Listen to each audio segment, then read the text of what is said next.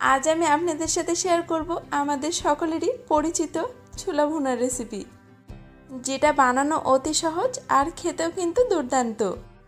এই রেসিপিটা বিশেষ করে আমাদের মাঝে ইফতারিতে খুবই পরিচিত। চলুন সহজ রেসিপিটি দেখে নেওয়া যাক। Welcome to Heshelabar. Half cup ছোলা নিয়েছি। এটাকে পানি দিয়ে ভিজিয়ে রাখবো সারা রাতের জন্য, অথবা কেউ যদি সন্ধ্যাবেলা এটা বানান সকালে ভিজিয়ে দিতে পারেন, আর সকালে বানালে আগের দিন রাত্রে ভেজাবেন। ভেজানোর পর আমার এমনটা হলো। চলুন এবার সিদ্ধ করে নিই। একটা কড়াইতে ছোলাগুলো দিয়ে বেশ খানিকটা পানি দিয়ে দিচ্ছি। এখানে আমি একটা আলু ব্যবহার করছি। একটা ছোট সাইজের আলুকে আমি আস্তই দিয়ে দিচ্ছি।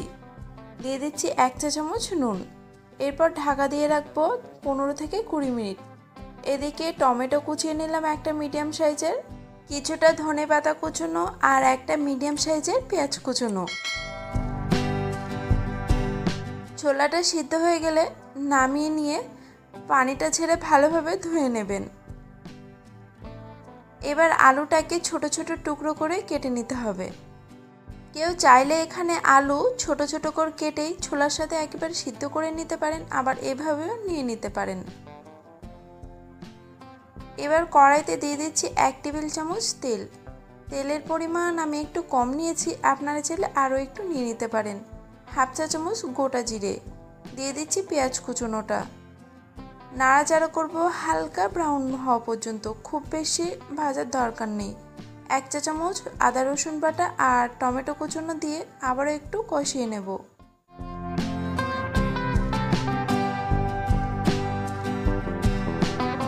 এরপর এখানে দিয়ে দিচ্ছি 1/4 চামচ গরম মশলার গুঁড়ো, জিরের গুঁড়ো 1/4 চা চামচ আর হাফ চা চামচ হলুদের গুঁড়ো। মশলাটা মিশিয়ে নেওয়ার পরে সিদ্ধ করা আলু আর ছোলাটাও দিয়ে দিতে হবে। এবারে কিছুক্ষণ কষাবেন। তারপর যদি আপনাদের মনে হয় যে বেশ অনেকটাই ড্রাই, সেক্ষেত্রে সামান্য একটু পানি দিতে পারেন, আর চাইলে এইভাবেও রাখতে পারেন। তবে পানিটা দিলে কি হবে, বেশ মাখো মাখো হবে। উপর থেকে একটু বিট নুন ছড়িয়ে দিলাম। এটা দেবেন, দিলে টেস্টটা কিন্তু বেশ ভালোই হবে।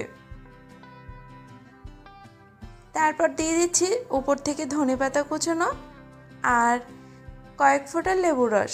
কেউ যদি টকটা বেশি খেতে চান একটু বেশি লেবুর রস দেবেন, আর না চাইলে অল্প দেবেন। তবে লেবুর রসটা দিলে ফ্লেভারটা কিন্তু বেশ দুর্দান্ত হবে। এরকম মাখো মাখো হলে নামিয়ে নিন, পরিবেশন করে ফেলুন ইফতারিতে। আমি এই পর্যন্ত ইফতারি স্পেশাল কিছু রেসিপি শেয়ার করে ফেলেছি। সবগুলো লিংক আমি ডেসক্রিপশানে দিয়ে রাখবো, চাইলে চেক করে নিতে পারেন। আজকে আমার ভিডিওটি ভালো লেগে থাকলে চ্যানেলটিকে অবশ্যই সাবস্ক্রাইব করবেন, আর ফেসবুক পেজটিকেও ফলো করে দেবেন। দেখা হবে পরবর্তী নতুন কোনো ভিডিও নিয়ে।